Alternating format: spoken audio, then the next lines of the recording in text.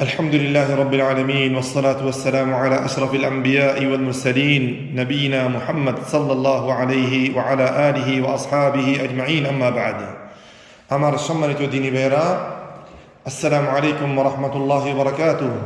আল্লাহ পাক রব্বুল আলামিন আমাদেরকে অনেক নিয়ামত দান করেছেন, তার মধ্যে এই জুবান, এই জিহ্বা দেখতে ছোট, কিন্তু এই জুবানের মাধ্যমে অনেক বড় বড় কাজ হয়।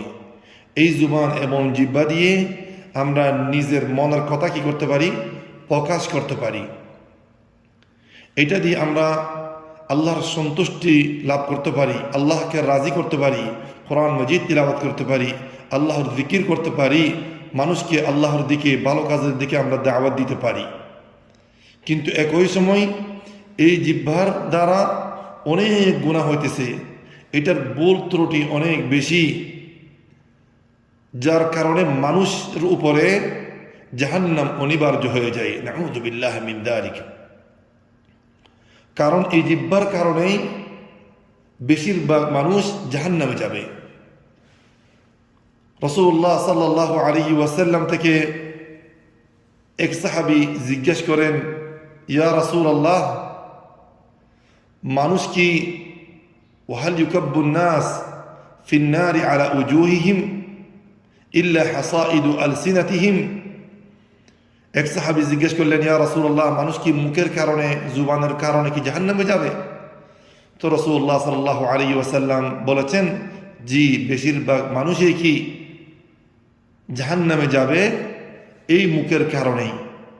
এই মুখে, এই জিহ্বায় যা কামাই করবে তার কারণেই কি, যা বলবে তার কারণেই জাহান্নামে যাবে। সেই ভাইয়ের আমার, কারণ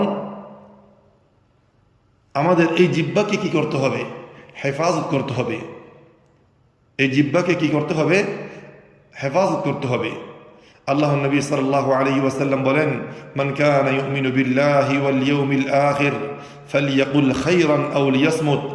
যে ব্যক্তি আল্লাহর উপর ঈমান আনবে এবং কিয়ামতের দিবসের উপর ঈমান আনবে, সে যেন ভালো কথা বলে, যদি ভালো কথা না থাকে, আও লিয়াসমুত, চুপ থাকবে। ভালো কথা থাকলে বলেন, আর না হলে কি চুপ থাকেন। কারণ আপনার কাছে যদি ভালো কথা না থাকে, আপনার খারাপ কথা বলতে হবে, যার কারণে আপনার জাহান্নামে যেতে হবে। নাউযু বিল্লাহি মিন যালিক। আর আমরা যা বলতেছি সব কিছু রেকর্ডিং হচ্ছে।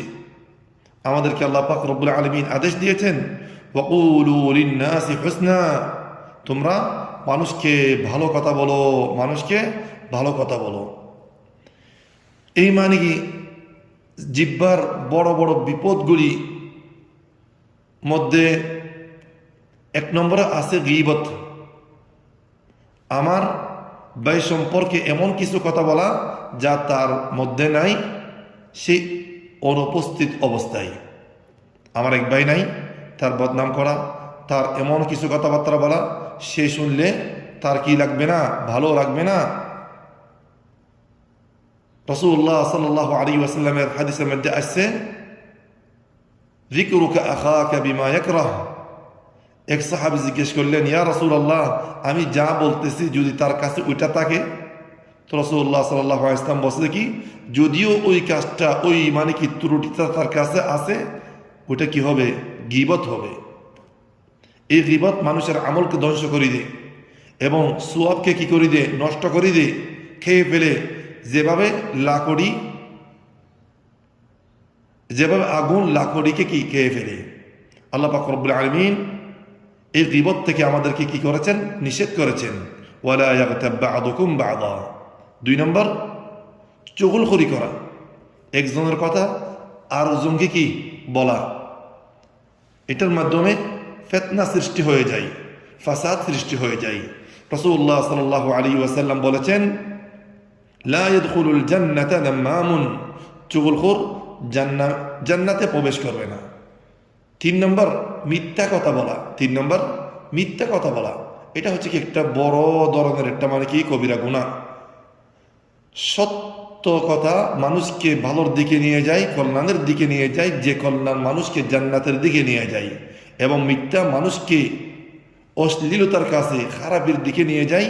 এই খারাপই, এই অশ্লীলতা মানুষকে জাহান্নামের দিকে নিয়ে যায়।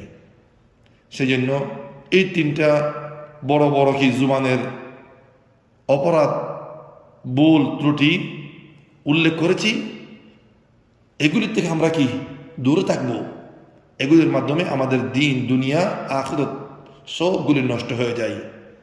আমাদের মুখের মধ্যে যেন সবসময় কি থাকে ভাইয়ার আমার, আল্লাহ রাজি হয়, আল্লাহ সন্তুষ্ট হয়, সেরকম কথাবার্তা যেন থাকে। আল্লাহ পাক রব্বুল আলামিন আমাদের সবাইকে আমল করার জন্য তৌফিক দান করুক। আসসালামু আলাইকুম ওয়া রাহমাতুল্লাহি ওয়া বারাকাতুহু।